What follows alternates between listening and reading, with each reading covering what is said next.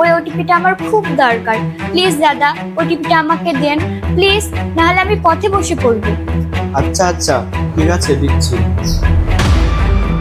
ধন্যবাদ দাদা। 1,20,000 টাকা অ্যাকাউন্ট থেকে কেটে নিল।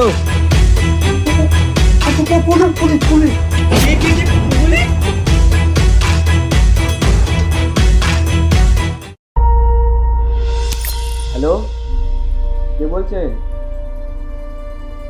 দাদা, আমি একটা সরকারি চাকরি পেয়েছি, কিন্তু একটা ভুল হয়ে গেছে। কি ভুল হয়েছে? আর আপনি চাকরি পেয়েছেন তো আমি কি করব? দাদা, আপনিই পারেন আমার চাকরিটা বাঁচাতে। কিরকম? আমি আপনার চাকরি কি করে বাঁচাতে পারি? দাদা, আপনার ফোনে একটা ওটিপি চলে গেছে, ওই ওটিপিটা আমার খুব দরকার। প্লিজ দাদা, ওটিপিটা আমাকে দেন প্লিজ, নাহলে আমি পথে বসে পড়বো। আচ্ছা আচ্ছা, ঠিক আছে, দিচ্ছি। ধন্যবাদ দাদা, অনেক ভালো হলো। আপনাকে যে কি বলে ধন্যবাদ জানাবো ভাষায় খুঁজে পাচ্ছি না।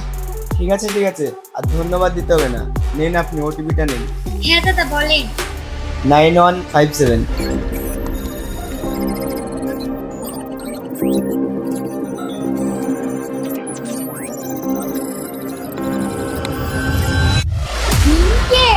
কাজ হয়ে গেছে। দেখ, একটা মুরগি পাচ্ছি।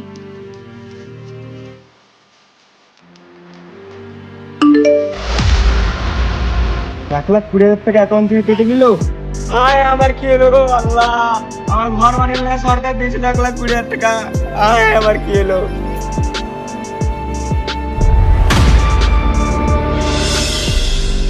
আজকে তোমাদেরকে ডাকলাম, তার কারণ আছে। কি কারণ স্যার? তোমরা তো সব গরিব ঘরেরই ছেলে মেয়ে, তো এক সময় আমিও গরিব ছিলাম, এখন বড় লোক হয়েছি।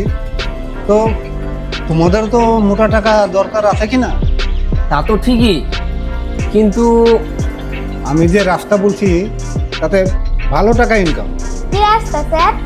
আচ্ছা, তোমাদের ভিতর ল্যাপটপ চালাতে কে ভালো জানে? স্যার, স্যার আমি পারি। আর ভালো নেটওয়ার্ক চালাতে? আমি পারি। স্যার আমিও পারি। ঠিক আছে, তাহলে কালকে থেকে তোমাদের ক্লাস শুরু হবে। ঠিক আছে, আসি তাহলে।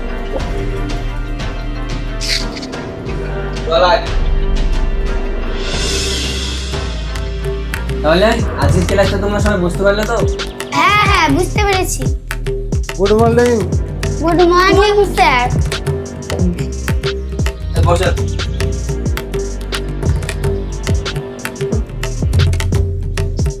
তোমরা সবাই বসো। ঠিক আছে স্যার। মাইনুল, ক্লাস ঠিকভাবে চলছে তো? হ্যাঁ স্যার, ক্লাস ঠিকভাবেই চলছে। ঠিক আছে, তাহলে তোমরা ক্লাস করো। হ্যাঁ ঠিক আছে। হ্যাঁ, ভালোভাবে ক্লাস করবা। আমার অফিস আছে, আমি চলে যাবো। ঠিক আছে, জানতে হবে।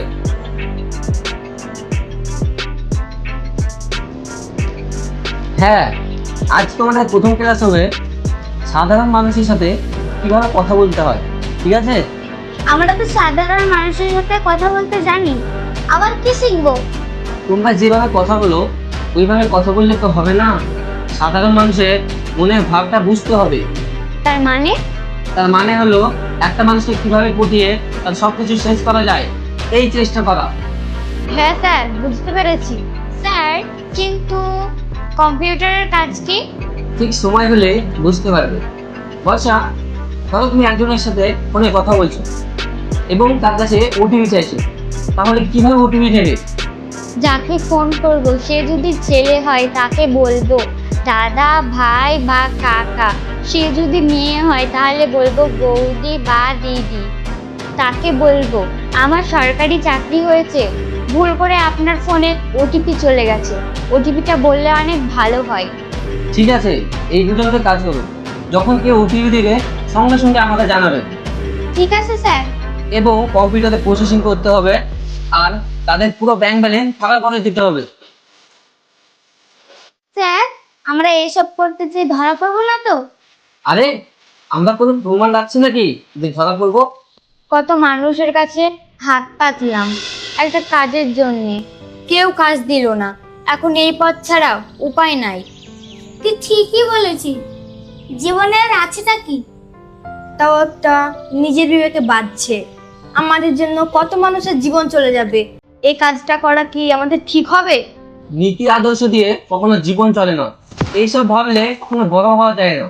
হ্যাঁ স্যার, আপনি ঠিকই বলেছেন। এখন এইসব ভেবে লাভ নেই, যখন হবে তখন দেখা যাবে। ঠিক আছে, তাহলে আজকের মতন ক্লাস ডিসমিস। চলো বাড়ি এসো।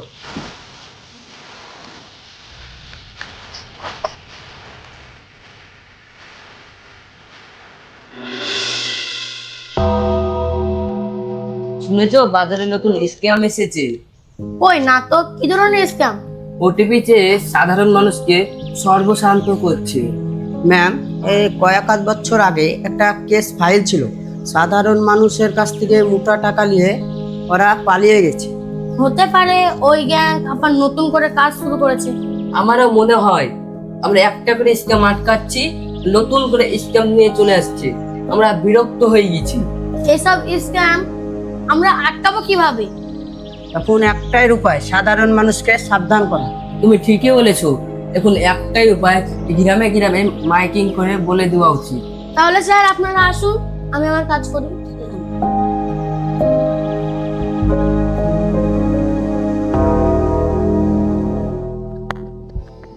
স্যার, স্যার আমাকে বাঁচান স্যার। কেন, কি হয়েছে?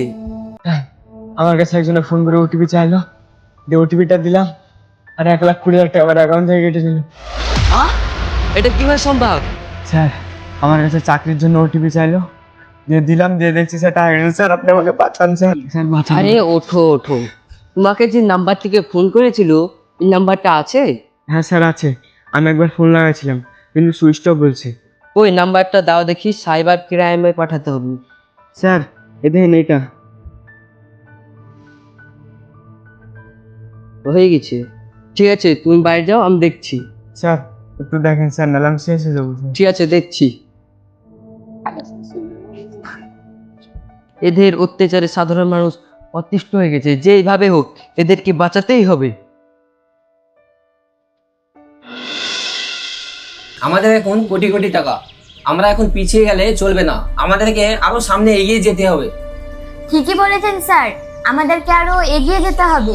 হ্যাঁ হ্যাঁ, মইনুল খাতা ভেতরে যা আছে টাকা আরে স্যার কি হয়েছে সেটা তো বলবেন। পুলিশ